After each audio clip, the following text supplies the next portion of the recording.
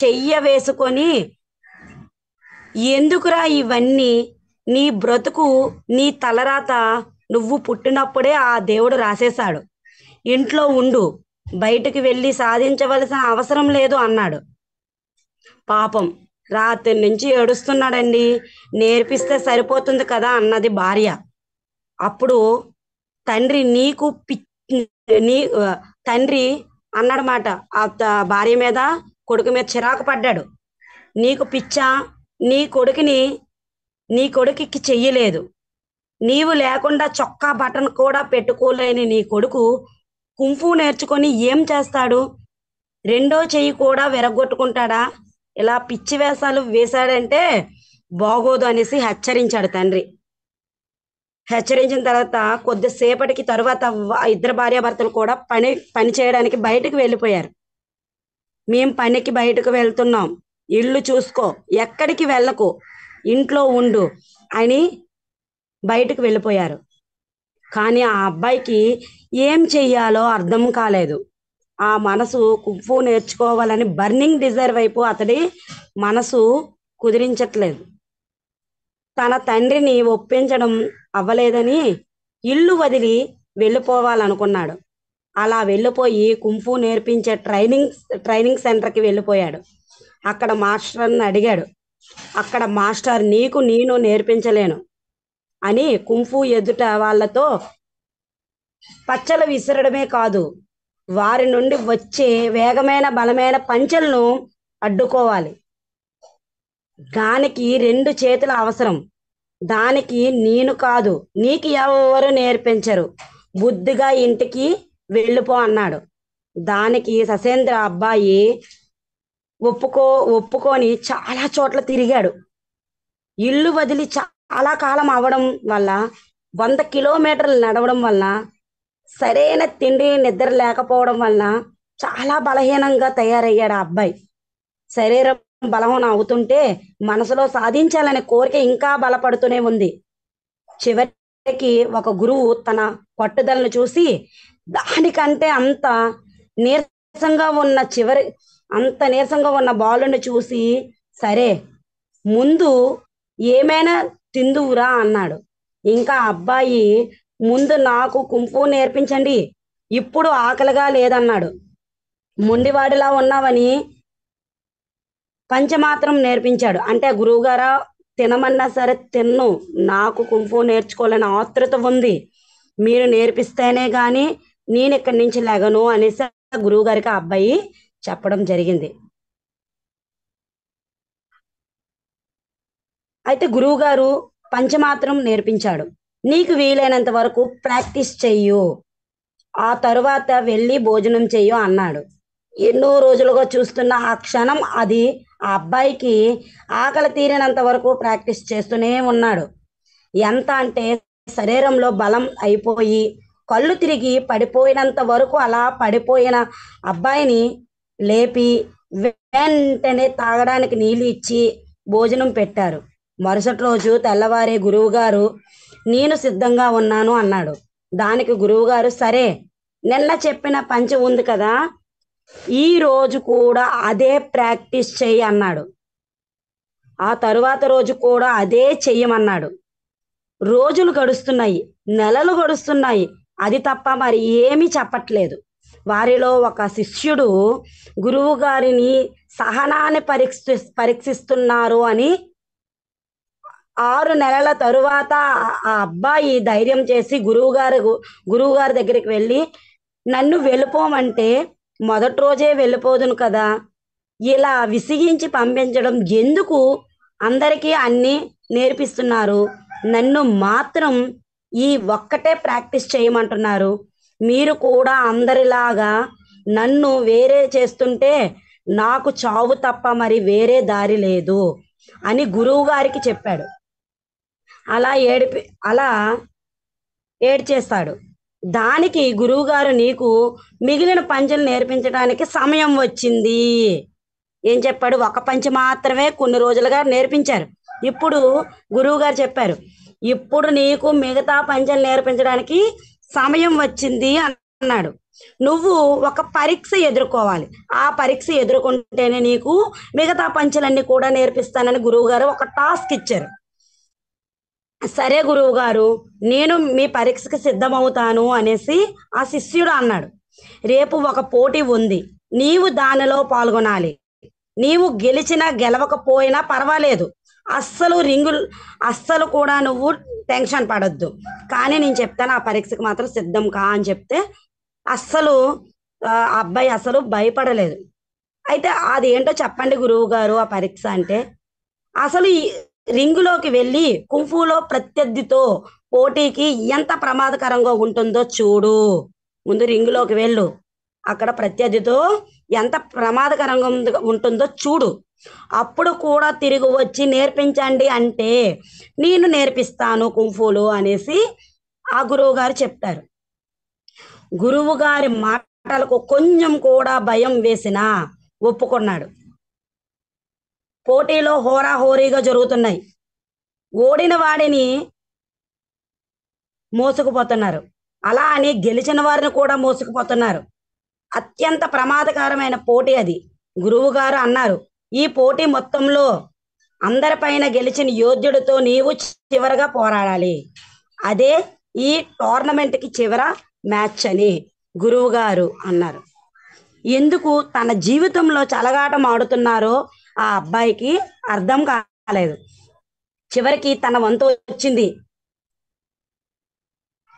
బెల్ల మోగింది, అదుగో నీ చావు గంట మోగుతుంది వెళ్ళు అని ఎగతాళిగా మిగిలిన వాళ్ళందరూ, చుట్టుపక్కల ఉన్న వాళ్ళందరూ కూడా ఆ చేయలేని అబ్బాయికి ఎగతాళి చేస్తున్నారు. నీ చావు గంట మోగుతుంది వెళ్ళు అని ఎగతాళిగా మిగిలిన వాళ్ళ ముందుకు నెట్టారు.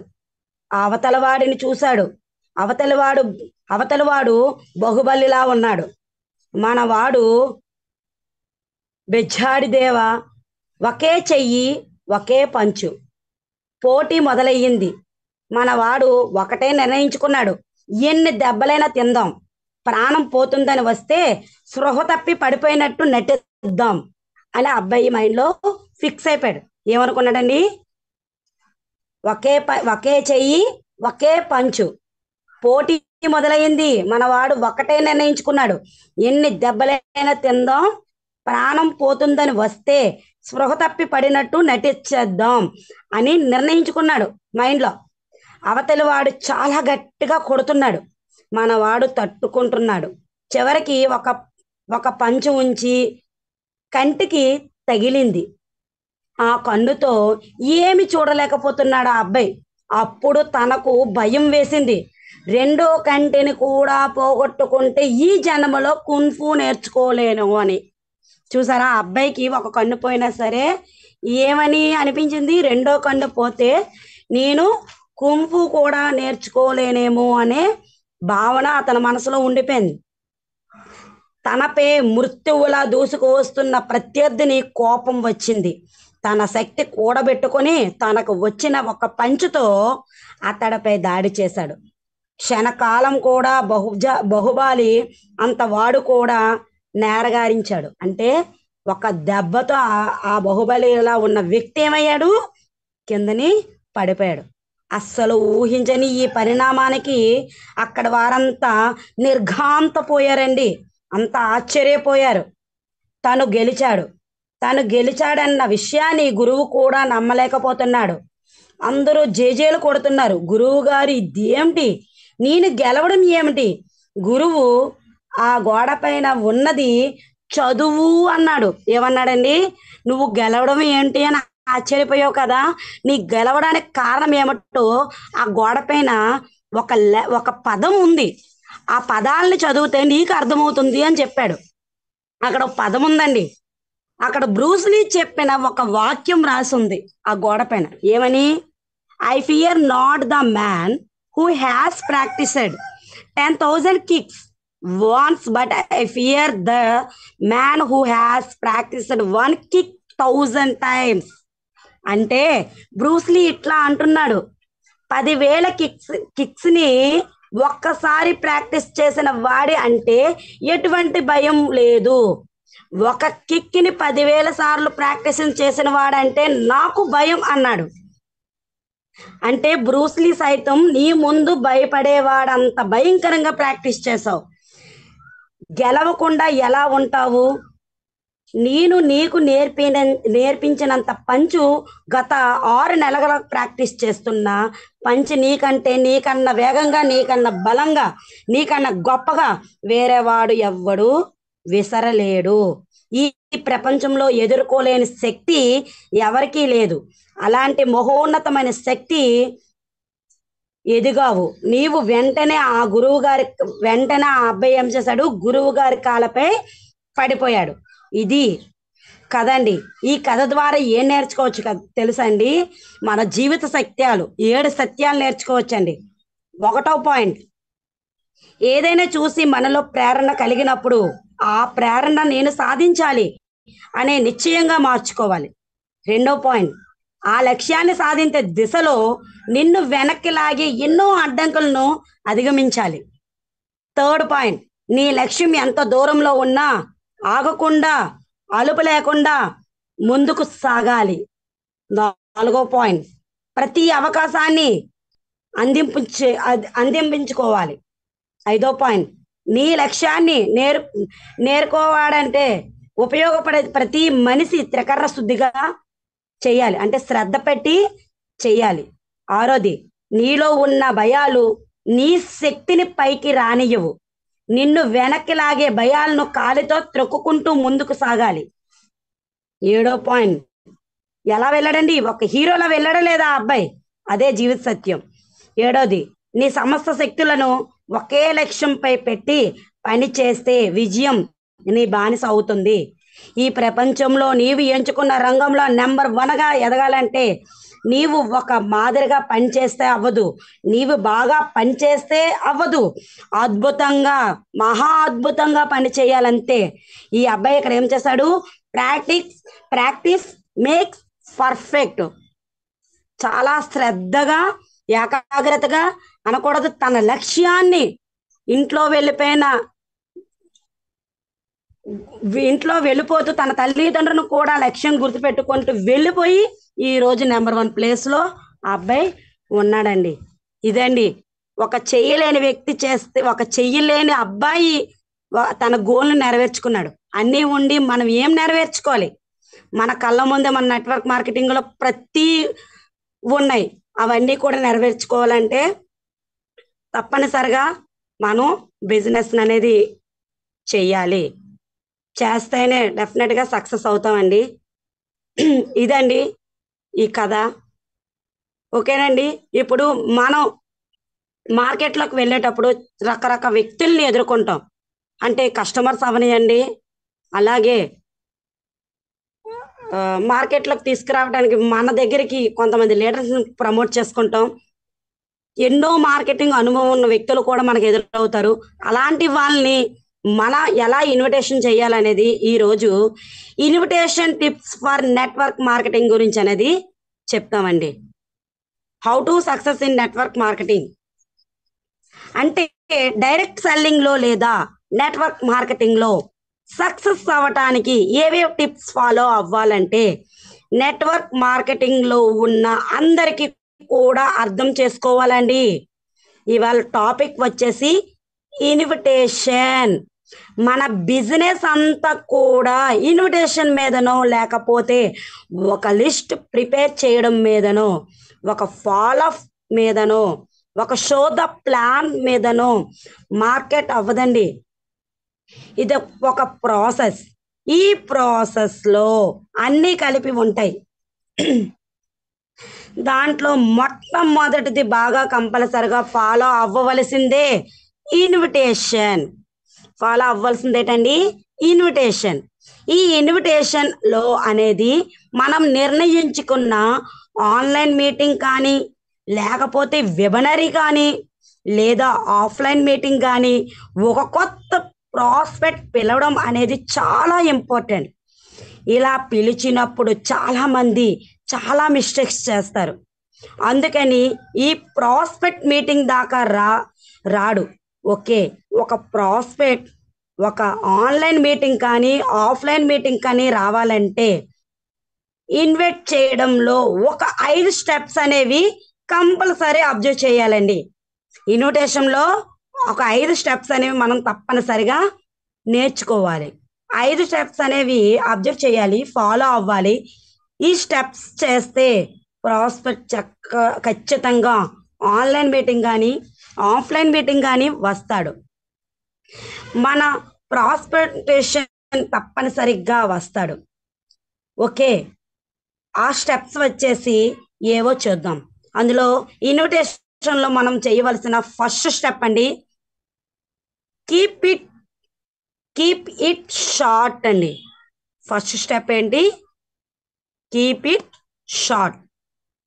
మన ఇన్విటేషన్ అనేది 2 to 3 minutesలో కంప్లీట్ అయినట్టు చూసుకోవాలి.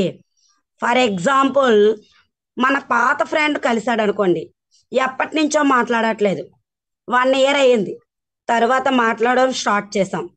సో వాళ్ళ ఫ్యామిలీ గురించి, వాళ్ళ జాబ్ గురించి, ఇంకా వాళ్ళ ఫ్రెండ్స్ గురించి అన్నీ మాట్లాడుకుంటూ రావాలి. వాళ్ళనే ఎక్కువసేపు మాట్లాడనివ్వడానికి ప్లాన్ చేయాలి. మనం 30 minutes మాట్లాడండి, లేదా 40 minutes మాట్లాడండి, వాళ్ళ విషయాలే మాట్లాడండి. ఓకే, ఎంతసేపో మాట్లాడండి, కానీ ఆ వ్యక్తితో ఫోన్లో మాట్లాడండి.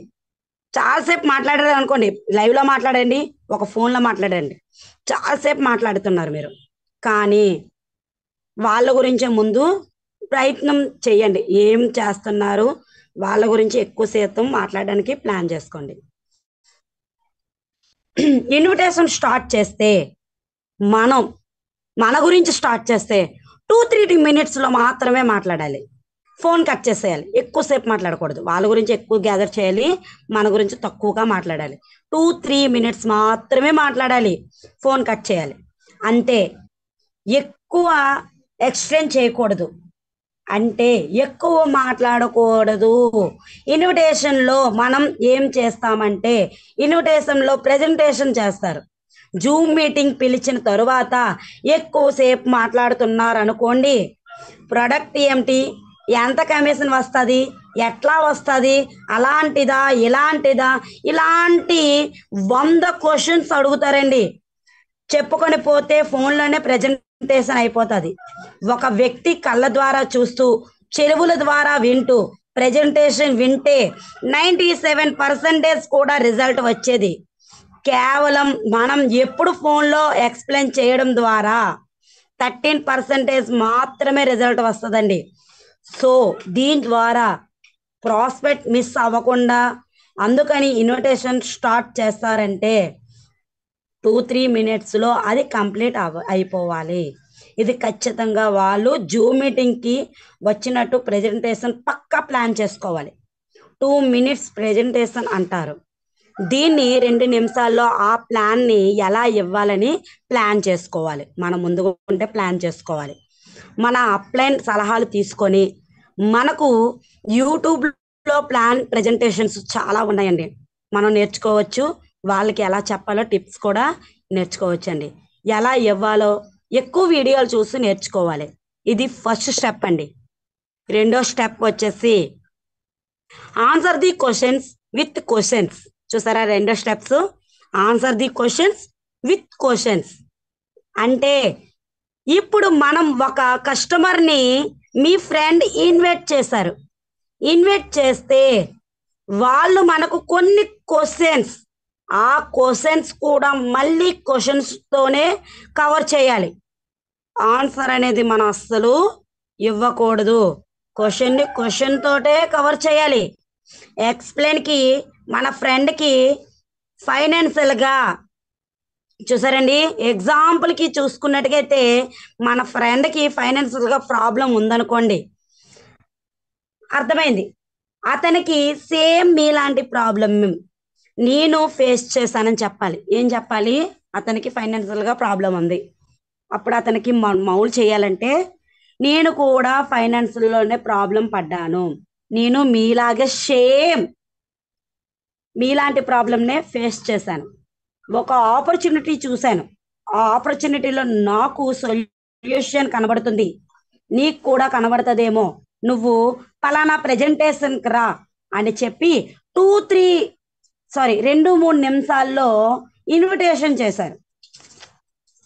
ఇమ్మీడియట్ గా అతను మనకు ఒక క్వశ్చన్ అడిగాడు, ఏమిటి, చైన్ సిస్టమా లేకపోతే జాయినింగ్ సిస్టమా, ఇలా రకరకాల క్వశ్చన్స్ అడుగుతూ వచ్చాడు. ఎలా చేయాలో, ఇవి అయితే నాకు కుదరదు, చైన్ సిస్టమ్ అయినా సరే జాయినింగ్ సిస్టమ్ అయితే తప్ప నేనైతే చెయ్యలేను, ఇవి అయితే నాకు కుదరదు అని అన్నాడు అనుకోండి. ఇమ్మీడియట్ గా జాయిన్ సిస్టమ్ అంటే ఏమిటి, చైన్ సిస్టమ్ అంటే ఏంటని మీరు క్వశ్చన్ వేయాలి. అతనికి వెంటనే రిప్లై ఇవ్వకూడదు మనం. అంటే జాయిన్ సిస్టమ్ అంటే ఏమిటి, చైన్ సిస్టమ్ అంటే ఏమిటని మనం క్వశ్చన్ వేయాలి.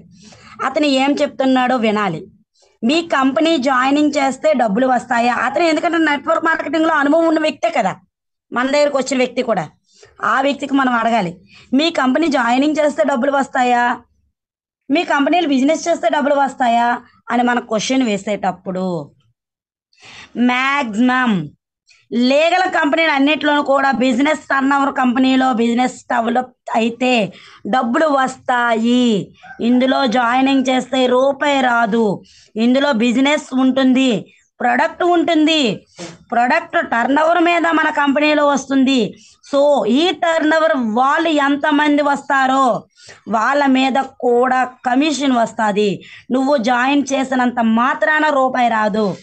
ఓకే, సో ఇది ఈ ఆపర్చునిటీ.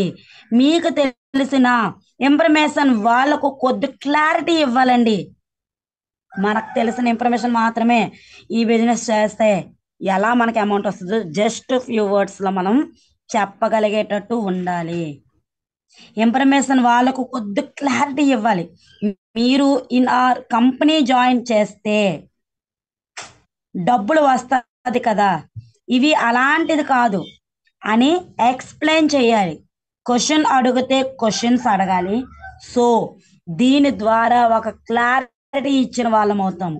ఇది కూడా ఎక్కువసేపు కాదు, ఎంత తొందరగా క్లోజ్ చేస్తే అంత మంచిది. వాళ్ళు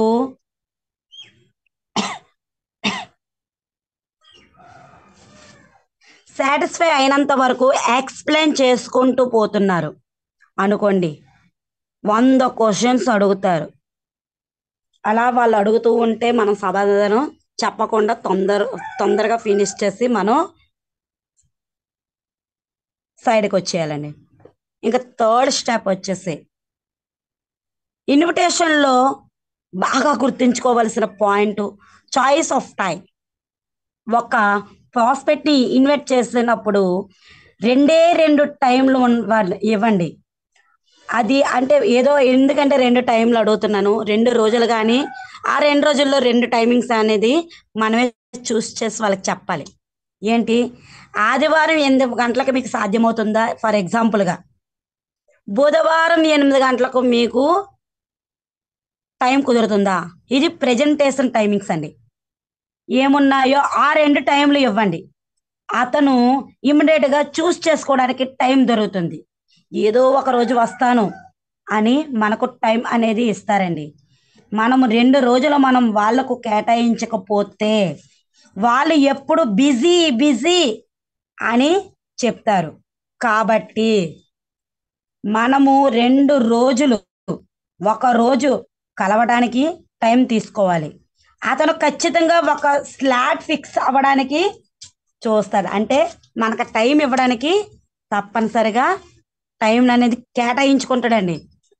మనం ముందు ఎప్పుడైతే టైం చూస్ చేసుకొని డేట్ని చూస్ చేసుకొని వాళ్ళకి చెప్తామో అతనే మనకు ఆటోమేటిక్గా ఒక డేట్ అనేది మనకి ఇస్తాడు.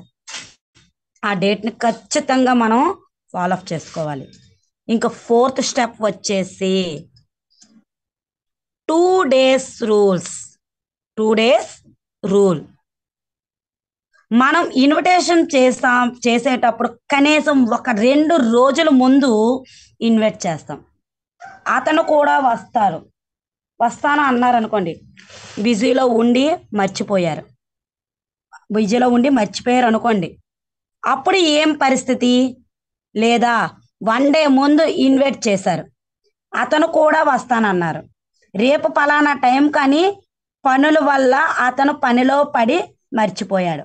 అందుకని మనం ఏం చేయాలంటే ఆల్రెడీ మనకు ఫోన్ నెంబర్ ఇచ్చి ఉన్నారు, ఫాలో అప్ చేసాం. అలాగే వాట్సాప్లోకి వెళ్ళాలి, వాట్సాప్లో వాళ్ళకి మెసేజ్ చేయాలి. సో ఒక 2 days ముందు తెలియజేసాం. ఏంటి, అతనికి మనం 2 days ముందు మీరు వస్తానన్నారు కదా, ఎందుకండి రాలేదు, బిజీగా ఉన్నారా సార్ అని ఇలా అతనితో మనం మాట్లాడాలి. మళ్ళీ 2 days కూడా మళ్ళీ మనం మెసేజ్లు చేయాలి.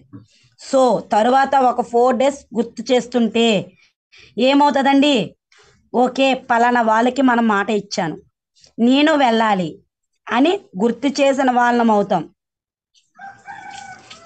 ఈ రూల్ కంపల్సరీ ఫాలో అవ్వాలి.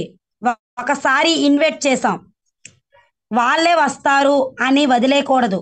సో అది రిమైండ్ చేయాలి, వాళ్ళకి గుర్తు చేస్తూ వాళ్ళం అవ్వాలి. వాళ్ళు ఫోన్ లిఫ్ట్, వాళ్ళకి మాట మాటకి ఫోన్లు చేసి విసిగించకూడదు, వాట్సాప్లో మెసేజ్ చేయాలి. సరే వీళ్ళకి మనం డేట్ ఇచ్చాం, డెఫినెట్గా వాళ్ళ దగ్గరికి వెళ్ళి మనం కలవాలి. వీళ్ళు ఇన్నిసార్లు మనకు చేస్తున్నారంటే దీంట్లో ఏదో ఉందని వాళ్ళు అర్థం చేసుకుంటారు. ఇన్విటేషన్ ఫాలో అప్ చేయడం వలన అండి one of the best step అండి. ఇందులో 5th స్టెప్ వచ్చేసి one of the best step, no obligation meeting. 5th step వచ్చేటండి నో ఆబ్లిగేషన్ మీటింగ్ అండి. ఇన్వైట్ చేసే ముందు కంపల్సరీ నువ్వు రావాల్సిందే, ఇది హెల్ప్ అవుతుంది, నువ్వు బాగుపడతావు, ఇలాంటి మాట్లాడకూడదు. వాళ్ళు చాలా ప్రెజర్కి ఫీల్ అవుతారు. చాలామంది కొంత ఆత్మాభిమానం దెబ్బతింటుందండి. నువ్వు బాగుపడతావు అన్న మాట ఎప్పుడు కూడా మనం ఎదుటి వాళ్ళకి మనం అనకూడదు. ఎవరికైనా పిలిచేటప్పుడు ఇందులో లైఫ్ ఉందని తెలియజేసినట్టు మన మాటల్లో వాళ్ళకి అర్థం కావాలి. నేను ఒక బెస్ట్ కంపెనీని ఎంచుకున్నా, మీకు కూడా సెట్ అవుతుంది అని అనుకుంటున్నా, నాకు ఈ ఆపర్చునిటీ బాగుంది, మీకు బాగుంటుంది, ఒకసారి వచ్చి మీరు మీటింగ్లో కూర్చోండి, లేకుంటే ఈ కంపెనీ గురించి గూగుల్లో చెక్ చేసుకోండి, అలా కన్నా మీటింగ్లో కూర్చుంటే మీకు ఒక క్లారిటీ వస్తుంది అని చెప్పండి. సో మీరు రావాలా రాకూడదా అని చెప్పట్లేదు, మీ ప్రాబ్లమ్స్కి ఇది సింక్ అవుతుందని చెప్పా, వర్కౌట్ అవుతుందో లేదో చెక్ చేసుకోండి. ఇక్కడ వాళ్ళకి ఏం సింక్ అవుతుందండి, నేను వెళ్ళాలి అన్న థాట్ వాళ్ళ మనసులో కలిగినట్టు మనం మౌల్డ్ చేయాలండి. అంటే మార్కెట్లో చెప్పాను కదండి, మనకి ఇన్విటేషన్లో చాలా మంది రకరకాల వ్యక్తులు ఎదురవుతారని. అలాంటి వాళ్ళకి ఈ 5 టిప్స్ కానీ ఉపయోగించినట్టుగైతే మనం ఎందుకండి లీడర్లకి క్రియేట్ చేసుకోలేం, టైం పడుతుంది. ఆ టైం గురించి మనం ఎదురు చూడాలి, కాలం గురించి మనం ఎదురు చూడాలి, కానీ మన గురించి కాలం ఎదుర్కొని మన దగ్గరికి రాదండి. చూద్దాం, ప్రయత్నం చేద్దాం, డెఫినెట్గా సక్సెస్ అవుదాం. ఇక్కడే ఇదే చేయలేనప్పుడు ఇంకెక్కడికి వెళ్ళి ఏం చేస్తామండి? రూపాయి పెట్టుబడి పెట్టలేని బిజినెస్ అండి ఇది. ఈ బిజినెస్ కానీ మనం సక్సెస్ చేసుకోగలిగితే మనం అనుకున్న గోల్స్ అన్నీ కూడా రీచ్ అవుతామనండి. ఆ రీచ్ అవ్వాలంటే ముందు మన పిల్లలు మనకు గుర్తుకు రావాలి. మన పిల్లలకంటూ మనం ఏం చేసాం, మనం అంటూ పుట్టాం, మనం ఏం సాధించాం, సమాజంలో ఏ పై ప్రఖ్యాతలు సాధించుకొచ్చాం, ఇవన్నీ మనకు గుర్తుంటేనే ఈ గోల్స్లన్నీ ఫినిష్ చేసుకోగలమండి. ఓకేనండి, ఇదేనండి నేను చెప్పాలనుకున్న టిప్స్ అండి. థ్యాంక్ యూ అండి, thank you so much. Okay sir, thank you sir, wish you well, give an opportunity sir. Thank you so much sir. Thank you madam, thank you. ఒకసారి మీ డ్రీమ్ చెప్తారా? Okay sir, my name is Hemalatha అండి, నేను నర్సన్నపేట నుంచి మాట్లాడుతున్నాను. Present నేను goal director లెవెల్లో ఉన్నానండి. నా గోల్ ఏంటంటే ఇయర్ ఎండింగ్ కల్లా 1 lakh తీసుకోవాలి, 1 car తీసుకోవాలి. అలాగే నన్ను నమ్మి వచ్చే వ్యక్తులకి అందరికీ కూడా 5,000 ఇప్పించాలి, గవర్నమెంట్కి 5,000 రూపాయలు ట్యాక్స్ కట్టాలి. ఇదే గోల్తో వర్క్ చేస్తున్నానండి. Thank you so much sir. Thank you madam, thank you. ఎక్సలెంట్గా చెప్పారు. చాలా మంచి మంచి పాయింట్స్ అవి. నాకు బాగా నచ్చింది ఏంటంటే క్వశ్చన్తోనే ఆన్సర్ చేయాలన్నారు. చాలా ఇంపార్టెంట్ అది. సిస్టంలో చాలా మంది మన క్వశ్చన్ అడగగానే మనం ఆన్సర్ చేసేస్తాం. బట్ క్వశ్చన్ తోనే చేయమన్నారు. మంచి మంచి పాయింట్స్ చెప్పారు. ఎస్పెషల్లీ ద స్టోరీ స్టార్టింగ్ లో మీరు చెప్పింది చాలా ఇన్స్పిరేషన్ గా ఉంది. And great session madam, thank you so much. And all the best madam. And మీరు ఏంటంటే షార్ట్లీ మీరు ఈవినింగ్ సెషన్ కూడా రావాలని కోరుకుంటున్నా. And at the same time మంచి వాయిస్ ఉంది, మంచి సబ్జెక్ట్ ఉంది మేడం మీ దగ్గర. సో మీలాంటి వాళ్ళు లైవ్ లో వచ్చి సెషన్స్ చేయడం రికార్డ్ అయి ఉంటాయి, చాలా మందికి ఉపయోగపడుతుంది ప్రమోట్ చేసుకోవడానికి. And at the same time tea time sessions లో కూడా మీరు మంచి మంచి సెషన్స్ ఇచ్చి అక్కడ ఉమెన్ ఎంపవర్మెంట్ ఎంకరేజ్ చేయాలని కోరుకుంటున్నాం madam. Thank you, all the best. Thank you sir. Thank you madam, thank you so much madam, thank you. So leaders అందరికి థ్యాంక్ యూ అండి. 360+ మెంబర్స్ ఉన్నారు. సో మేడం ఒక అద్భుతమైన సెషన్ చేశారు. ఆర్ట్ ఆఫ్ ఇన్విటేషన్ అది చాలా ఇంపార్టెంట్. సో చాలా మందికి ఉపయోగపడుతుంది. ఇవాళ ఇన్విటేషన్ లోనే మనం అందరం ఫెయిల్ అవుతున్నాం. సో ఇన్వైట్ చేసిన వాళ్ళు రాకపోవడం, చివరి మినిట్ వరకు మనం ఫాలో అప్ చేయడం చాలా చూస్తుంటాం రెగ్యులర్ గా మనం మీటింగ్స్ లో. బట్ ఇలాంటివి మనం రెగ్యులర్ గా అంటే ఒకేసారి అవుతాయని మనం చెప్పలేము, బట్ ప్రాక్టీస్ చేస్తూ వెళ్తే ఖచ్చితంగా దీంట్లో మంచి సక్సెస్ తీసుకోవచ్చు అనేది చాలా సక్సెస్ఫుల్ లీడర్స్ యొక్క చూస్తున్నాం మనం ఆల్రెడీ. కాబట్టి దీన్ని మనం ఫాలో అవుతే మంచి సక్సెస్ తీసుకోవచ్చు. So, మంచి నాలెడ్జ్ షేర్ చేశారు మేడం కి. Once again thank you so much. And calls తీసుకునే ముందు ఒక్కసారి టీమ్ హెల్పింగ్ హ్యాండ్స్ గురించి మాట్లాడి నేను కాల్స్